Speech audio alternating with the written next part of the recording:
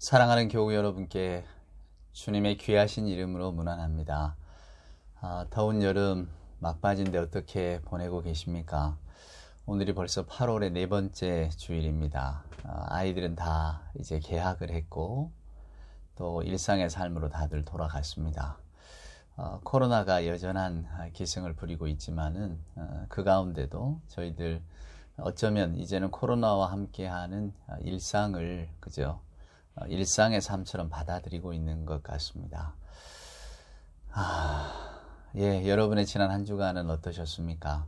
요즘 저는 그냥 함께 모여 찬송하는 것이 참 그립습니다. 다른 것보다 예배하고 또 이런 모든 과정 중에서 우리가 같이 모여서 찬송을 부를 때 그때가 참 그립고 언제나 우리가 그 시절로 다시 돌아갈 수 있을까를 생각합니다.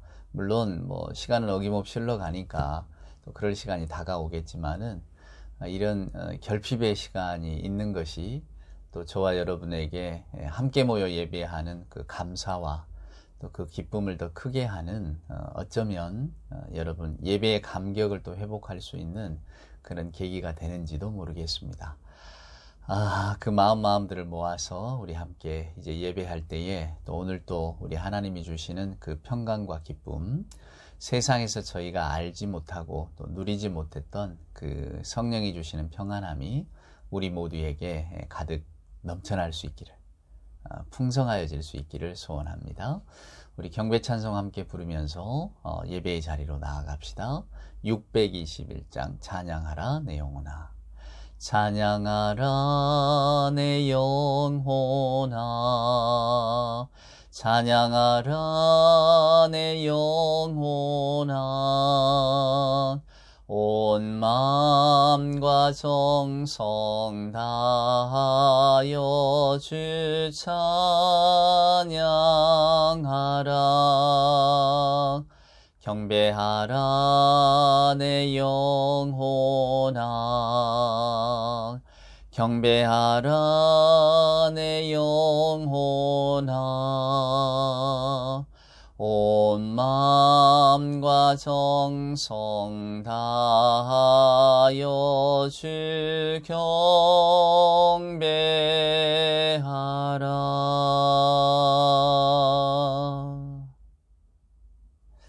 사도신경으로 우리들의 신앙을 고백합니다.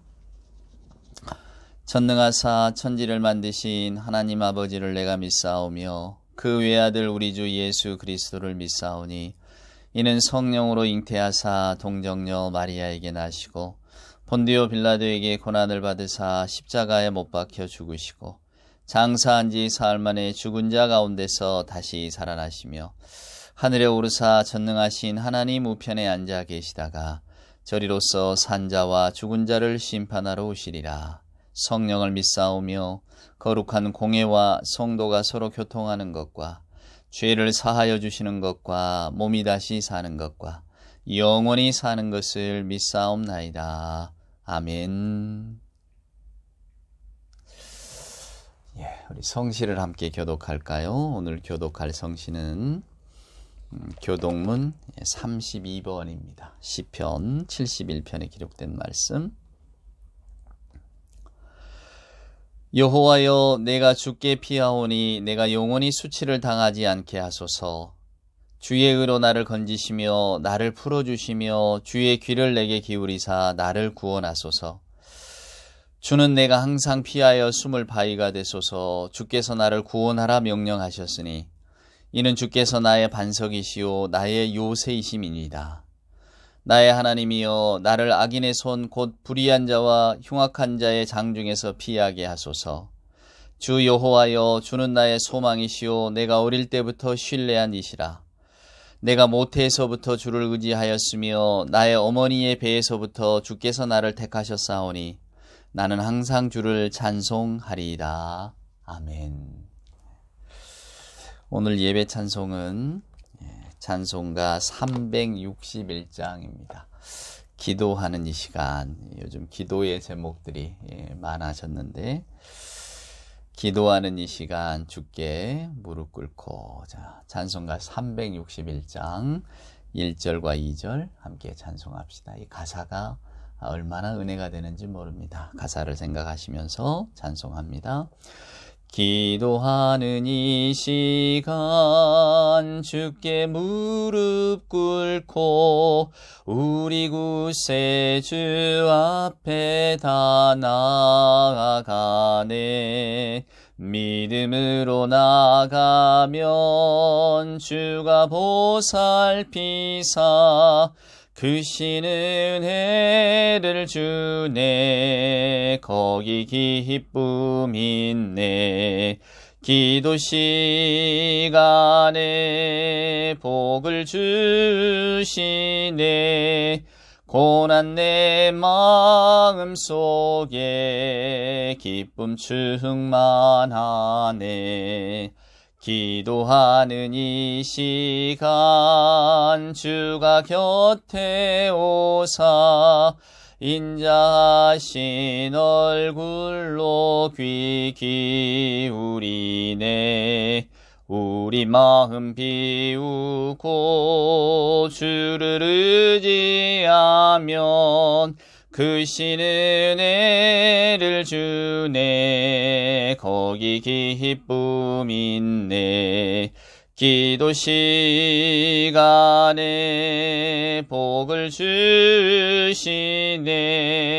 고난 내 마음 속에 기쁨 충만하네. 아멘. 참 찬송가 좋습니다. 우리 함께 기도합시다. 예. 아버지 하나님 감사합니다. 기도하는 이 시간 주께서 복을 주신다고, 고난 우리들의 마음속에 기쁨이 충만하다고 찬송케 하신 것 하나님 감사합니다. 지난 한 주간의 삶을 좋으신 우리 아버지 앞에 다 내려놓습니다. 저희들의 부족한 것, 모자란 것, 욕심으로 가득 찼던 것, 불만과 또 불안과 미움과 또 때로는 증오함으로 가득 찼던 마음들 주여 다 용서하여 주시옵시고, 오늘 우리 주님의 그 사랑과 자비하심을 덧입을 수 있도록 하나님 기도하는 이 시간 복을 내려 주시옵소서. 하나님 이 시간 특별히 간구하올 것은 저희들의 삶에만 관심을 두고 살아가는데, 오늘 이 시간은 핍박받고 고통받는 사람들을 위해 간절히 기도하기를 소원합니다. 머나먼 아프간에서 벌어지는 일들이 저희들을 적잖이 당혹스럽게 하고 또 마음을 어렵게 합니다. 많은 선교사님들 또 기독교인들 핍박을 받을 일들을 생각하니 저희들의 마음에 큰 무거움이 있습니다. 하나님, 핍박받는 이들, 고통 중에 있는 이들 건져주옵기를 소망합니다. 무시당하는 사람들 하나님 불쌍히 여겨주시고, 또 넘어진 사람들 하나님 일으켜 주옵기를 간절히 소원합니다. 궁핍한 사람들 하나님의 눈에 벗어남이 없도록, 또한 아픈 사람들 하나님께서 고쳐주옵기를 간절히 소원합니다. 굶주린 자들이 있거든 하나님 먹여주시옵소서. 약한 자들 하나님 높여주시옵소서.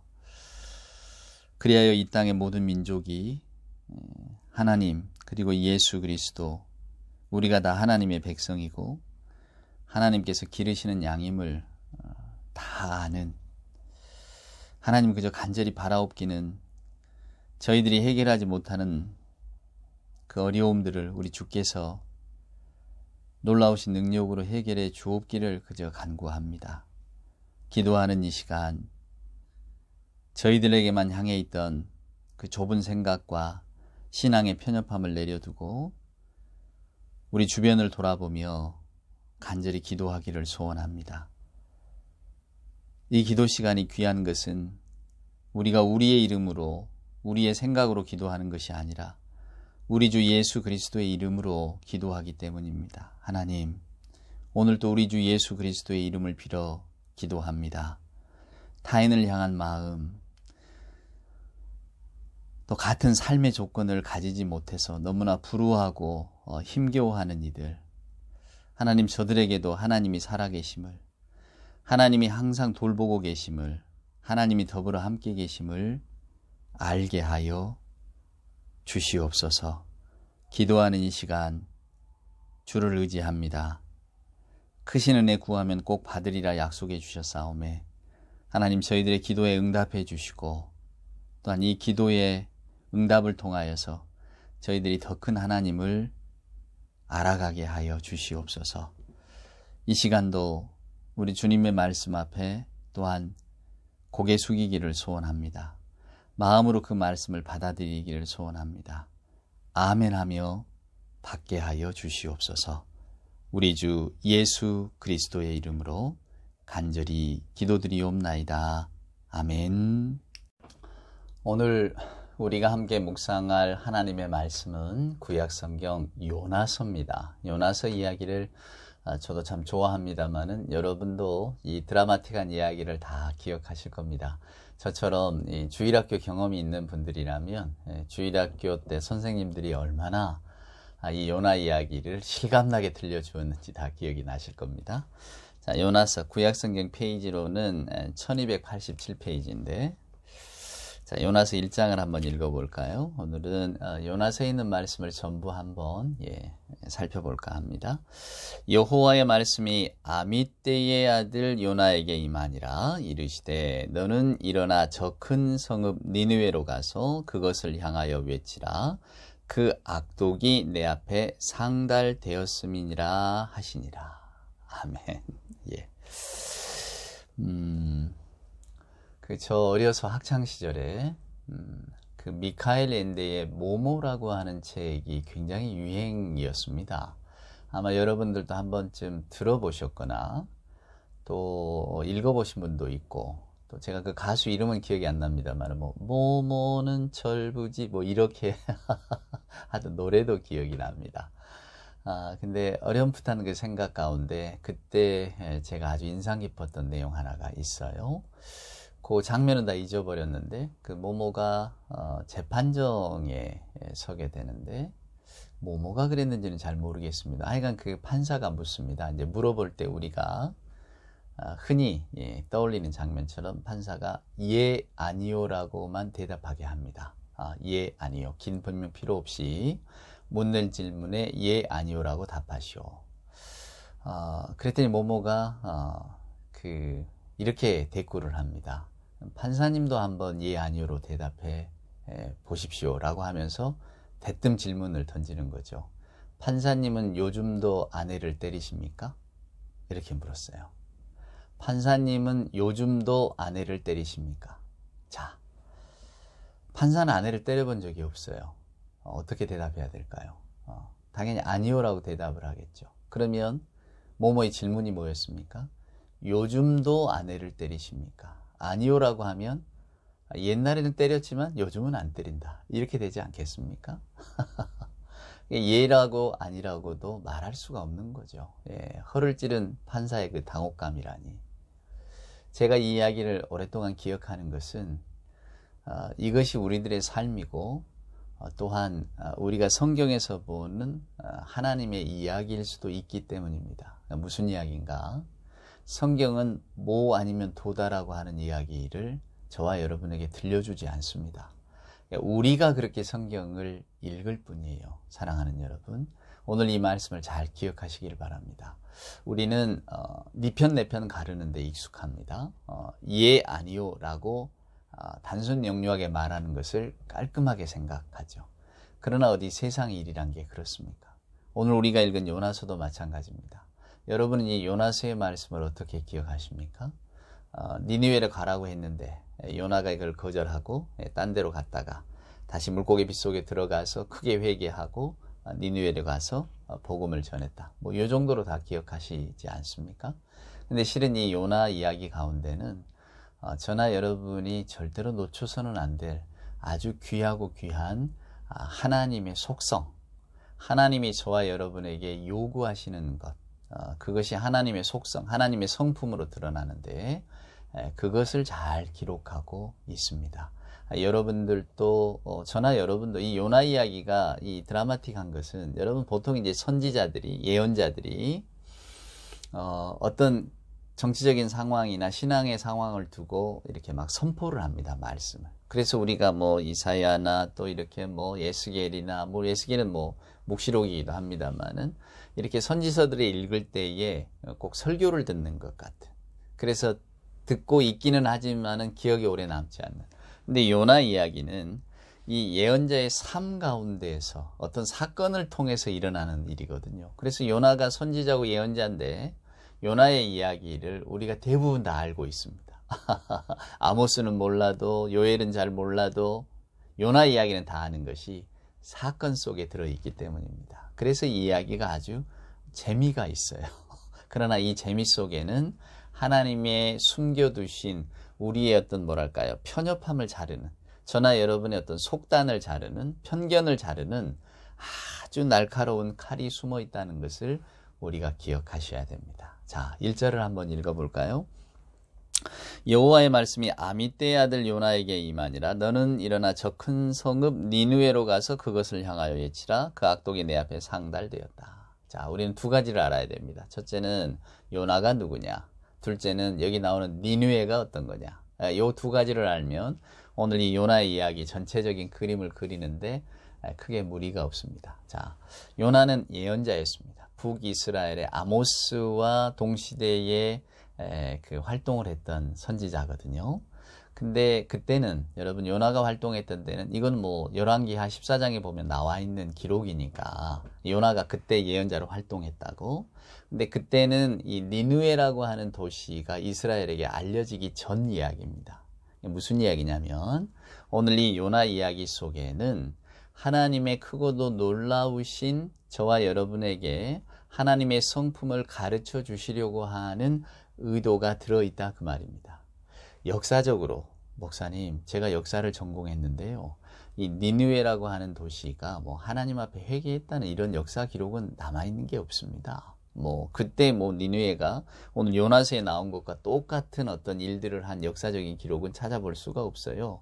이렇게 질문하는 것은 여러분, 우리가 부활하신 주님을 목격할 수 없고 다른 곳에 기록이 없기 때문에 우리는 믿을 수가 없어요 라고 하는 말과 똑같습니다. 저나 여러분이 신앙생활을 합니다. 신앙생활을 하면서 이 신앙이라고 하는 것을 과학, 역사 이런 것과 사랑하는 여러분 절대로 혼돈하시면 안 됩니다. 신앙은 과학과 일치하는 것도 아니고 역사와 일치하는 것도 아닙니다. 만약에 일치한다면 이건 역사서가 되고 과학과 일치한다면 이건 과학 교과서가 되는 것이지 성경 거룩한 말씀이 되는 건 아니거든요. 저도 20대 시절, 10대 시절을 다 거쳐왔잖아요.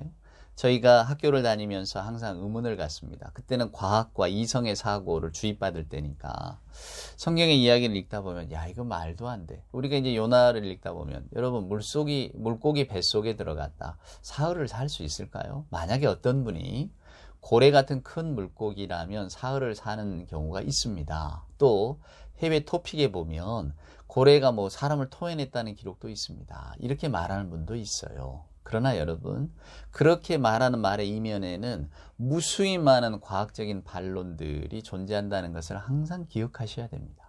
물고기 뱃속에 사람이 들어가면 과연 생존할 수 있겠는가? 생존할 수 없다고 하는 증거가 아주 널려 있다 그 말입니다. 무슨 말인가? 성경의 말씀을 과학적으로 해석하거나 풀거나 증명하려고 하실 필요가 없다는 겁니다. 아니 목사님, 성경을 믿게 하려고 해야 되는데 그러면 이게 과학적으로 역사적으로 오류가 없다는 것을 증명해야 되지 않습니까? 이렇게 반문하실지도 모르겠어요. 그러나 말씀드린 것처럼 하나님의 말씀은 저나 여러분에게 선포되어지는 말씀이고 또 이 신앙이라고 하는 그 전제는 저나 여러분이 믿음을 갖고 있잖아요. 그 속에는 정말로 우리가 알 수 없는 무수히 많은 사람들의 생각과 정서, 또 우리는 성경을 성령의 감동함을 받은 책이라고 알고 있습니다. 하나님의 유기적 영감설에 따라서 우리가 이 성경을 하나님의 거룩한 말씀으로 믿고 고백하고 있는 거죠. 그때의 그 영감이라고 하는 것은 저나 여러분의 사고 구조나 이성의 판단으로는 도저히 알 수 없는 그 깊은 어떤 것들을 가리키고 있는 겁니다. 그러니까 말씀은 여러분, 이게 과학적으로 증명이 가능한가? 이렇게 고개를 갸웃거리기 시작하면 결국은 저나 여러분의 생각 속에 이 믿음과 혹은 종교를 다 끌어들이려고 하는 생각입니다. 내가 알아야 되고 내가 이해해야만 나는 이것을 믿을 수 있다라고 하는 그 속에는 하나님이 전제가 되는 게 아니라 내가 전제가 된다는 사실을 항상 기억하세요.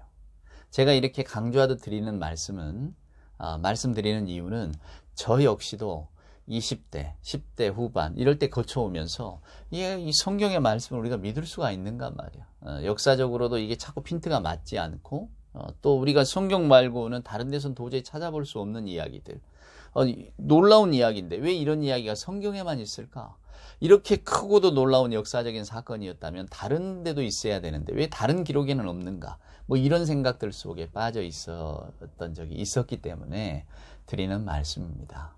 신앙은 저나 여러분이 우리들의 좁은 생각과 사고와 또 우리들이 바라보고 있는 이 현상의 세계를 뛰어넘는 더 큰 하나님의 세계로 발을 내딛는 작업입니다. 그러니까 그 작업이 신성한 거예요. 그래서 믿음이라고 하는 것은 그것이 어디 정말로 글도 모르고 여러분 한 번도 학교를 다녀본 적이 없는 시골에 어떤 노할머니가 있다고 생각해 봅시다.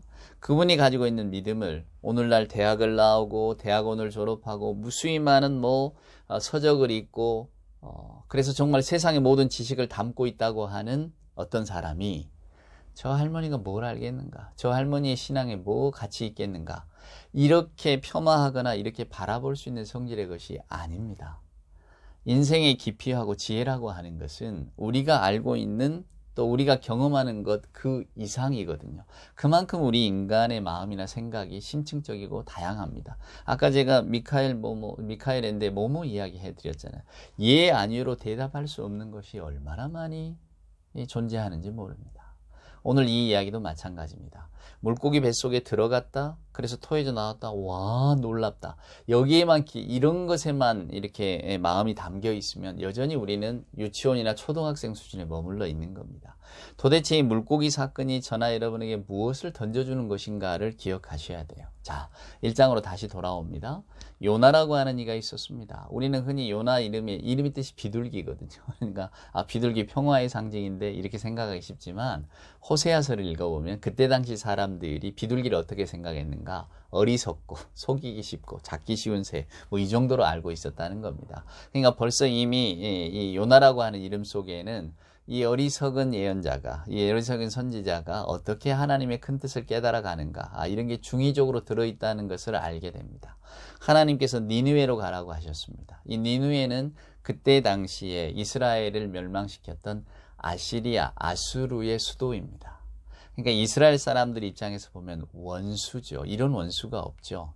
그때 당시에 나라를 침공하고 뺏는다는 것은 일단은 고위 관리들을 대부분 죽이는 겁니다. 그리고 또 왕족은 다 끌고 가는 거예요. 그냥 평범한 평민들만 살아남는. 그런데다가 이제 그 멸망시킨 나라에서 사람들이 들어와서 그 나라를 통치하는. 그냥 나라 하나를 없애버리는 겁니다.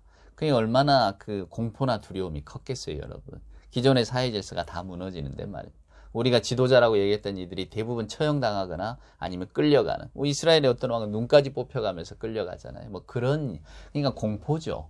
그런 공포를 일으켰고 조장했던 사람들이 바로 아수르 사람들이고 그 아수르 사람들의 수도가 니느웨, 당시 한 20만 명 넘게 모여 살았다고 하니까 역사적으로 말입니다. 정말로 놀랍고 큰 도시죠. 옛적에 로마 같다고 생각하시면 되겠습니다. 자, 그런 어떤 그 아수르의 수도였던 니느웨라고 하는 곳 가서 하나님의 말씀을 전하라는 거예요. 우리가 이 요나의 이야기를 알고 있으니까 하나님께서 요나를 불러서 말씀하시는 것은 저 나라 니느웨가 너는 밉겠지만 가서 전해야 된다. 왜? 저 니느웨 사람들이 회개하지 않으면 내가 저들에게 큰 징벌, 재앙을 내릴 것이기 때문이다. 요나가 생각합니다. 아니 하나님이 우리의 철천지 원수 같은 우리나라를 멸망시키고 사람들을 공포에 떨게 했던 저 나라 사람들을 하나님이 멸망시키겠다고 마음을 먹이셨다니 너무 감사한 일 아닙니까? 그럼 그냥 멸망을 시키시면 됩니다, 하나님. 근데 뭐 저 사람들 또 봐주시려고 저 같은 사람을 불러서 또 가서 뭐 회개케 하라고 하십니까? 이렇게 생각한 거예요. 그래서 도망가야 되겠다. 나는 하나님의 말씀에 순종할 수 없다. 그래서 도망가려고 배를 탑니다. 1장을 읽어보면 이제 다시스, 지금의 스페인입니다. 다시스로 도망가려고 해요. 왜 다시스로 도망가려고 했는가? 요나의 생각 속에는 그때 당시에 그 신을 섬긴다는 것. 요나가 생각할 때 하나님은 그냥 우리 이스라엘과 이 고대 근동만을 다스리는 분이에요. 그러니까 스페인에 가면 스페인을 다스리는 신이 또 다시 따로 있다고 생각을 한 겁니다. 무슨 말인가 하면 다시스로 도망가면 하나님의 낯을 피할 수 있겠거니 생각한 거예요. 지금 우리가 생각할 때 아니 하나님이 우주를 창조하시고 전 세계의 통치자신데 어딜 간다 한들 숨을 수 있겠는가. 시편에도 그렇고 뭐 다 우리 성경 말씀 속에서도 우리가 어디를 간다고 하나님의 어떤 그 손아귀나 눈길에서 벗어날 수 있겠는가. 아니 이렇게 고백하는데 도대체 이 요나라고 하는 선지자는 선지자라면서 여기까지밖에 다시스로 도망가면 하나님이 자기를 못 찾을 거라고 생각했나? 이렇게 생각할 수 있지 않겠습니까? 그때 당시 요나의 생각이 그랬다 그 말입니다. 그러니까 요나는 다시스로 도망가려고 했어요. 한번 이야기를 따라가 봅시다. 도망가려고 했는데 이제 바다에 갑자기 큰 풍랑이 일었습니다. 선원들이 놀랍니다. 그때는 뭐 바다의 풍랑, 뭐 하늘의 소나기 이런 것들을 다 신들이 인간에게 화를 내거나 신들이 인간에게 뭔가 불만이 있어서 일으키는 일이라고 생각했으니까 신들의 마음을 달래야 된다고 생각을 했다 그 말입니다. 옛적에 여러분 제사를 지내거나 할 때 항상 동물 제사를 하잖아요. 어디나 다. 동물 제사를 하는 이유는 신들이 세계를 운영하느라고 얼마나 힘을 많이 썼겠습니까? 그러니까 이 소 드시고 힘 좀 차리시라 그 말이에요. 너무 우스운 인간의 생각 아닙니까? 근데 그것이 그런 종교 제의의 어떤 뿌리였어요. 다 우리식으로 생각했다 그 말입니다. 그러니까 이 신들, 이 뱃사람들도 특별히 바다는 그때는 뭐 날씨 예측하기 어렵고 여러분 또 풍랑 만나면 인간의 힘으로 감당할 수 없는 거잖아요. 그러니까 뭐 파괴당하고 대부분 선원들이 바다에서 죽고 뭐 그런 일들이 비일비재하니까 결국 이것은 신이 바다의 신, 뭐 우리가 생각할 때 포세이돈 이렇게 생각합니다만은 다 그리스 신화에 저희들이 젖어 있는 거고요. 하여간 이 바다의 신이 노예해서 그랬다 생각한 겁니다. 그럼 뭔가 제물을 드려야지. 바다의 신에게 우리가 정성을 바쳐야지 생각한 거예요. 근데 정성 중에 최고가 뭡니까? 사람 아닙니까? 사람의 생명이 귀한 거니까. 그래서 결국은 제비를 뽑아서 요나를 던지는 겁니다. 물론 요나가 말하죠. 내가 하나님의 낯을 피해서 도망갔기 때문에 하나님이 노하셨다고. 그냥 나를 던지면 된다고. 뱃사람들이 처음에는 그 말을 잘 들으려고 하지 않습니다. 너도 생명인데 우리가 어떻게 하냐. 근데 이제 다 죽게 생겼으니까 이제 할 수 없이 요나를 던지게 되는데 요나를 던지니까 물고기가 덥석 요나를 받아 먹죠. 뭐 그게 고래다 뭐다. 고래라고 하는 이야기는 어디서 나왔을까? 성경은 물고기라고만 나와 있으니까. 아마 우리가 볼 수 있는 물고기 가운데 가장 큰 게 고래니까 사람들의 생각이 그랬겠죠. 흔히들 고래 뱃속 이렇게 생각하지 않습니까? 그래서 요나가 그 물고기 뱃속에 들어갑니다. 그리고 거기에서 하나님 앞에 이제 회개를 하는 거죠. 회개 기도가 거기서 나옵니다. 하나님, 내가 하나님을 너무나 몰랐습니다. 하나님께 내가 사죄합니다. 돌이킵니다. 뭐 이런 기도를 드려요. 한번 보시겠어요? 2장 한번 보셔요. 자, 한번 보십시오. 자, 2장에 보면 요나의 기도가 쭉 나옵니다. 2절입니다. 내가 받은 고난으로 말미암아 여호와께 불러 아뢰었더니 주께서 내게 대답하셨고 내가 수월의 뱃속에서 부르짖었더니 주께서 내 음성을 들으셨다. 요나는 물고기 뱃속을 수월이라고 말합니다. 하나님과 정말 우리가 흔히 말하는 지하세계죠. 지하세계. 하나님이 안 계시는 곳. 하나님의 손길이 안 미치는 곳. 하나님의 손길이 안 미치는 곳이 있겠습니까? 많은 그때 그렇게 생각했다 그 말입니다. 그래서 나는 지금 죽었습니다. 물고기 뱃속이 아니라 지옥입니다. 나는 뭐 이렇게 수월에 들어와 있습니다. 내가 말하기를 4절입니다. 내가 주의 목전에서 쫓겨났을지라도 다시 주의 성전을 바라봅니다. 물이 나를 영혼까지 둘러싸우며 기품이 나를 에워쌌지만은 나의 하나님 여호와여 주께서 내 생명을 구덩이에서 건지셨나이다. 내 영혼이 내 속에서 피곤할 때에 내가 여호와를 생각하였더니 내 기도가 주께 이르렀고 주의 성전에 미쳤나이다. 거짓되고 헛된 것을 숭상하는 모든 자는 자기에게 베푸신 은혜를 버렸사오나 나는 감사하는 목소리로 주께 제사를 드리며 나의 소원을 주께 갖겠나이다. 구원은 여호와께 속했습니다. 예, 하나님, 저는 하나님밖에 없습니다. 이제 크게 깨달았다고 기도하면서 이제 물고기가 요나를 토해내죠. 우리 예수님께서도 표적을 구하는 이들에게 내가 요나의 표적밖에 줄 게 없다 이런 말씀을 합니다. 물론 요나 물고기 뱃속의 3일 예수님의 어떤 그 죽음과 또 부활하심 이것을 상징할 수도 있지만 예수님께서 주셨다고 하는 요나의 상징이라고 하는 것은 요나에게 주셨던 하나님의 말씀을 말합니다. 예, 이것을 꼭 놓치시면 안 돼요. 자, 요나가 이제 토함을 받고 니느웨로 갑니다. 그리고 니느웨 사람들에게 회개하라. 돌이키지 않으면 하나님께서 너희를 벌하시리라. 그랬더니 니느웨 사람들이 돌이켜버립니다. 회개한다 그 말이에요. 그러자 이제 요나가 하나님의 말씀이 임했더니 저 사람들이 이렇게 돌이켰구나. 또 내가 물고기 뱃속에서 크게 깨달았더니 그리고 그 마음을 가지고 니느웨 사람들에게 전했더니 그들에게 복음의 열매가 맺혔노라. 뭐 이렇게 기뻐하는 것이 아니고 여러분 4장에 보면 요나가 매우 싫어하고 성내며 여호와께 기도하여 이르되 여호와여 내가 고국에 있을 때 이러하겠다고 말씀하지 아니하였나이까. 그러므로 내가 빨리 다시스로 도망하여 싸우니 주께서는 은혜로우시며 자비로우시며 노하기를 더디하시며 은혜가 크시사 뜻을 돌이켜 재앙을 내리지 아니하시는 하나님이신 줄 내가 알았음이니이다. 여호와여 원하건대 이제 내 생명을 거두어 가소서. 사는 것보다 죽는 것이 내게 나음입니다. 이게 무슨 말입니까? 하나님께서 니느웨를 망하게 하겠다라고 하는 그 마음을 돌이키시니까 이제 요나가 말하는 겁니다. 내가 하나님이 자비하신 줄 이제야 알겠노라고. 근데 하나님, 나는 왜 이렇게 화가 나는 거죠? 이렇게 묻는 겁니다. 하나님이 자비하신 줄은 내가 알겠는데 하나님이 자비하시니까 제가 왜 화가 나죠? 이런 거예요. 차라리 저는 이 화를 감당하기가 어려우니까 저를 그냥 죽여주시는 것이 하나님 자비로우신 일입니다. 하나님 저를 좀 죽여주세요. 이런 4장 1절은 매우 싫어하고 성내며 이렇게 나와 있습니다. 여러분은 어떤 생각이 드십니까? 요나는 왜 매우 싫어하고 성냈을까요? 꼭 같지 않습니까? 예. 우리 주님의 마태복음 그 20장의 포도원 품꾼의 비유가 여러분 생각나지 않으십니까? 주인이 이렇게 묻습니다. 똑같이 한 달란트 주었더니 사람들이 불평을 합니다. 그때 그 주인이 하는 이야기가 무엇입니까? 내가 선함으로 너희가 악하냐 이렇게 말합니다. 그러니까 내가 저 사람들에게 자비를 베풀었더니 너희가 더 화가 나느냐 이렇게 묻습니다. 이게 요나 이야기의 어쩌면 일종의 변주입니다. 사랑하는 여러분, 요나는 분명히 물고기 뱃속에서 크게 깨달음을 얻었습니다. 이걸 회심이라고 하죠. 저와 여러분도 세상을 살면서 회심하는 순간이 얼마나 많습니까? 요나처럼 죽을 고비에서, 병상에서 혹은 뭔가를 간절히 바라는 것이 이루어졌을 때 우리는 이렇게 하나님 앞에 기도합니다. 하나님, 이제 제가 새 사람이 되었습니다. 하나님, 이제 제가 새롭게 깨달았습니다. 저는 이제 새로운 사람으로 하나님 앞에 나아가겠습니다. 저나 여러분이 이렇게 얼마나 많이 고백합니까? 근데 오늘 요나의 모습을 보면 옛날과 똑같습니다. 그러니까 오늘 이 요나서가 저나 여러분에게 보여주는 그 뭐랄까요? 신앙의 유익이 굉장히 많아요. 우리도 요나처럼 늘 극적인 회심의 감정을 갖고 있지만은 그러나 지속성이 없는 거예요. 얼마 지나지 않으면 또 다 잊어버리고.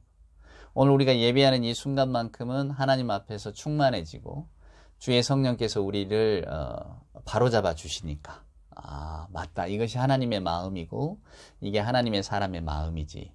내가 불화했던 건 좀 화해하고 내가 미워했던 건 좀 거둬들이고 혹은 내가 불평스러워했던 건 이제 감사의 눈으로 바라봐야지, 이렇게 생각을 합니다, 여러분. 예, 그리고는 아주 은혜 충만하게 축도가까지 다 받고 이제 축도가 끝나면 교회 문 밖을 나섰죠. 근데 우리가 모두가 다 경험하는 것이지만 그게 얼마나 갑니까?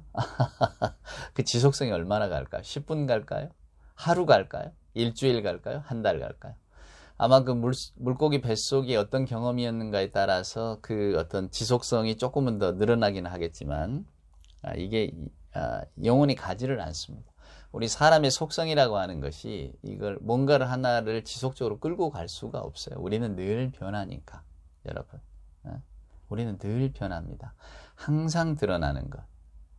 그것이 우리가 변한다는 것 아니겠어요? 우리는 일상성을 가지지를 항상성을 가지지를 못해요. 호메오스타시스라고 하죠. 호메오스타시스가 없는 거예요. 항상 일정한 마음이. 우리는 늘 흔들립니다. 상황에 따라서 흔들리고. 오늘 요나도 마찬가지입니다. 요나 이야기가 보여주는 놀라운 어떤 교훈이죠. 저나 여러분도 늘 물고기 뱃속 같은 교훈을 경험하지만은 이 주일이 저는 물고기 뱃속 같다고 생각해요. 주일이면 다 물고기 뱃속에 들어온 사람들입니다. 그래서 다 하나님을 감사함으로 바라보고 나의 구원은 하나님밖에 없습니다. 하나님, 제가 세상을 얼마나 의지하고 살았는지 회개합니다. 하나님보다는 내 생각과 감정이 앞섰음을 돌이킵니다. 다 이렇게 기도하지만은, 그러나 나서는 순간 또 다 잊어버리지 않습니까? 우리가 요나 같아요. 자, 요나가 하여간 크게 성냈다고 말합니다. 하나님께서 자비하시니까 제가 왜 화가 나는 거죠? 그러니까 우리들의 마음속에 가장 깊은 감정 중에 하나가 시기 질투, 또 복수, 뭔가를 내가 받은 대로 갚아주리라고 하는 마음.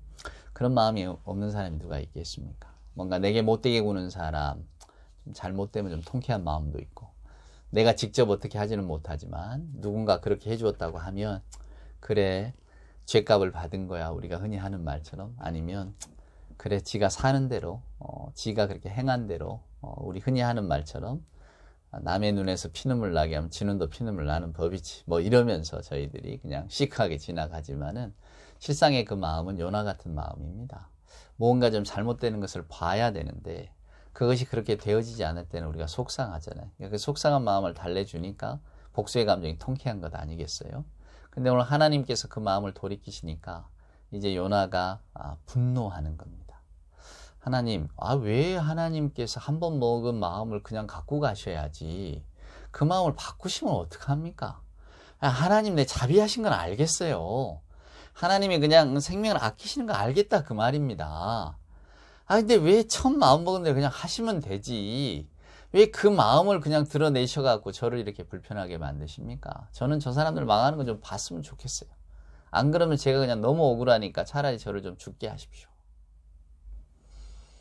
유명한 박넝쿨 일화가 이제 나오지 않습니까? 그 4장 이하에 보면 박넝쿨, 햇빛이 따가운데 박넝쿨 했다가 또 없애주니까 또 요나가 또 괴로워하니까 하나님께서, 이놈아, 너는 그 박넝쿨 하나가 있고 없음 때문에 그렇게 속상해 하는데 하물며 저 많은 생명들을 귀하게 아끼는 것이 마땅하지 아니하냐, 이렇게 하나님께서 요나에게 묻는 장면입니다. 근데 이 요나서가 여러분 굉장히 깊이 있는, 물론 말씀들이 다 깊이가 있지만은 저에게 기억에 오래 남는 것은 요나의 대답이 없어요. 한번 보실래요? 요나서 4장 마지막에 보면 11절 하나님의 말씀으로 끝납니다. 하물며 이 큰 성읍 니느웨에는 좌우를 빈번하지 못하는 자가 12만여 명이요 가축도 많이 있나니 내가 어찌 아끼지 아니하겠느냐 하시니라. 그럼 요나가 하나님, 제가 하나님의 크신 뜻을 깨달았습니다 라든가, 그래도 저는 좀 어렵습니다 라든가, 이런 이야기가 있어야 되는데 말씀이 거기서 끝납니다. 마치 누가복음 15장의 말씀이 생각나지 않으십니까? 아버지가 잔치에 참여하기를 거부하는 큰아들에게, 가자, 이건 다 네 건데 네 동생이 죽었다 살아왔으니까 내가 잔치하는 거 마땅하지 않냐? 가서 우리가 다 같이 즐기자, 이렇게 이야기하는데 큰아들의 답변이 없어요. 예수님의 이야기가 거기서 끝납니다. 그 이후의 사건이 어떻게 됐을까? 우리는 알지 못합니다.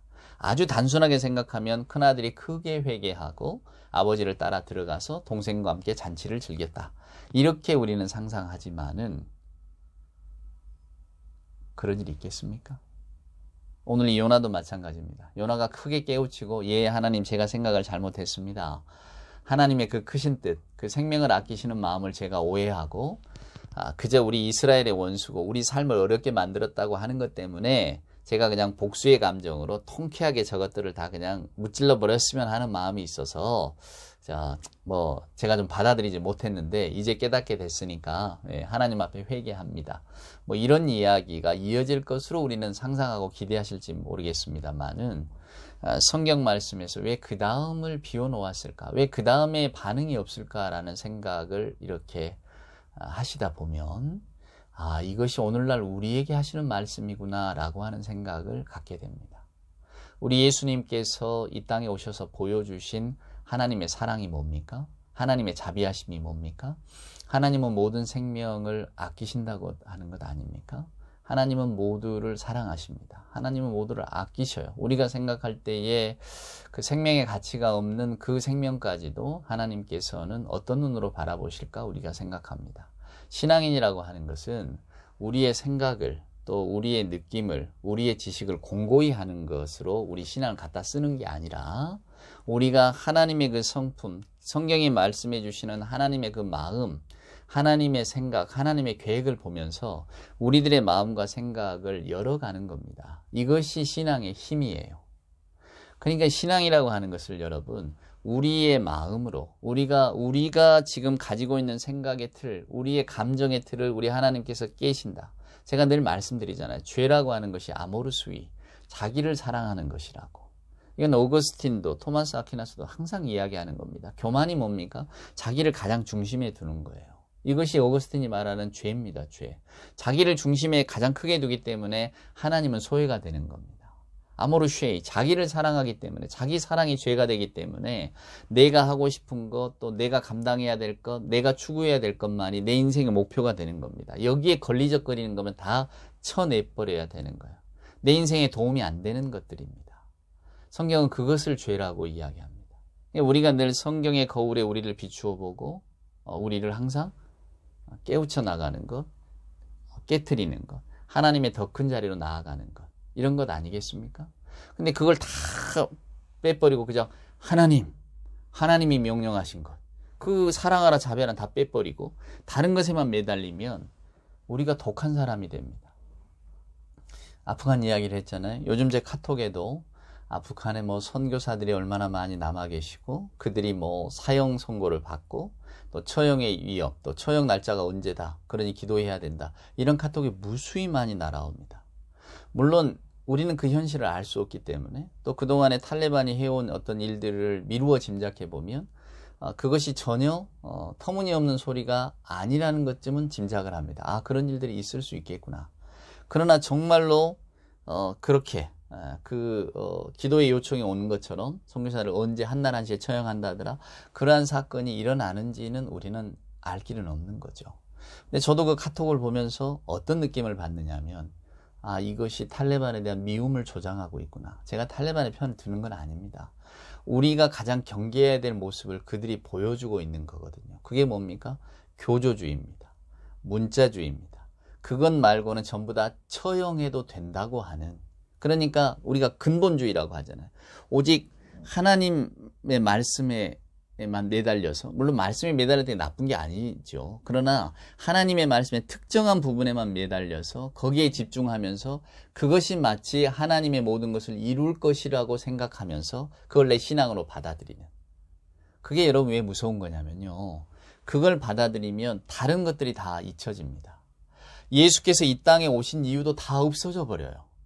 오직 하나님이 누구는 처단하라고 했지, 뭔 없애라고 했지, 탈레반이 마치 이슬람의 근본주의 교리를 가지고 이것 아니면 다 죽이라고 했지, 이렇게 나오는 것처럼 말입니다.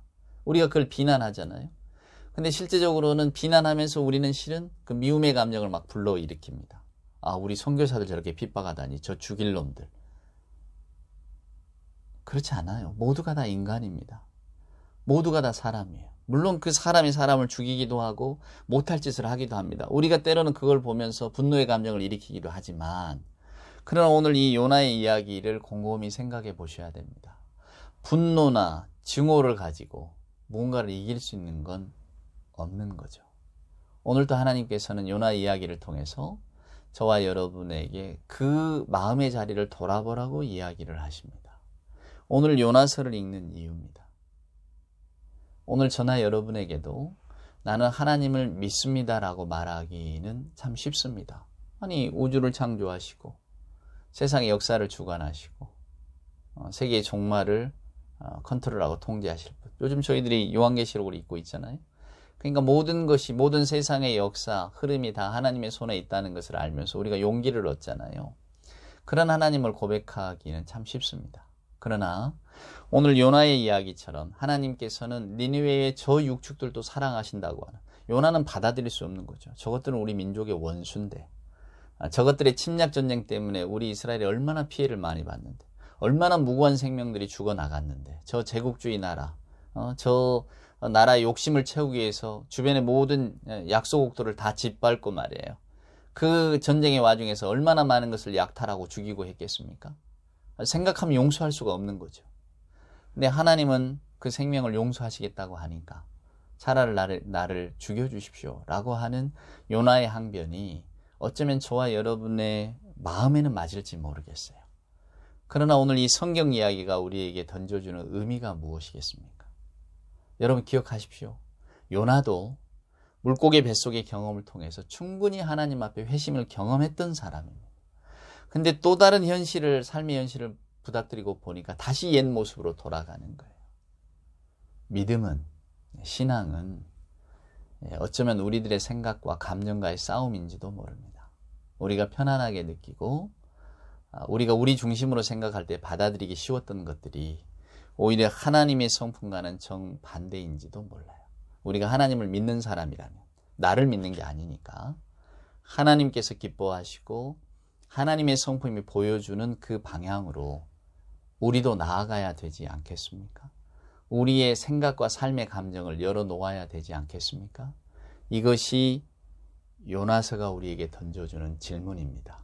저나 여러분도 요나와 같이 물고기 뱃속에 들어가는 경험들이 얼마나 많았습니까? 근데 하나님의 뜻과 하나님의 사랑을 깨달으려면 또 얼마나 많이 물고기 뱃속에 들어가야 되는지 모릅니다. 그러나 그 계획은 하나님이 갖고 계실 겁니다. 그 물고기 뱃속에 들어가는 그런 일들, 우리 앞에 기다리고 있는 그 일들을 두려워하지 마십시오. 하나님은 그 속에 집어넣으시겠지만 더 큰 깨달음으로, 신앙의 알므로 우리들을 회개케 하시고 또 다시 물고기 뱃속으로부터 나오게 하실 거니까요. 이것이 저와 여러분이 하나님 안에서 다듬어져 간다는 의미가 아닐까 생각합니다. 부디 이 한 주간 오늘 이 요나서의 말씀을 깊이 상고하시는 여러분이 되시기를 기도하겠습니다. 이제는 우리 구주 예수 그리스도 크신 은혜와 하나님의 사랑하심과 주의 성령님의 감동 감화하심이 거룩한 주일 주의 말씀을 듣고 예배하면서 우리가 하나님의 사람임을, 하나님의 성품을 기억하는 사람임을, 하나님이 기뻐하시는 삶의 방향으로 나아가야 하는 사람임을 깨닫고 주의 말씀에 순종하기를 소원하는 오늘도 예배하는 주의 자녀들 머리머리 위에와 저들의 생각과 저들의 삶과 가정과 또 일터와 저들의 간절한 기도의 제목들 위에와 주님 사랑하시는 복된 교회 위에 이제로부터 영원 무궁토록 함께하여 주옵기를 간절히 축원하옵나이다. 아멘.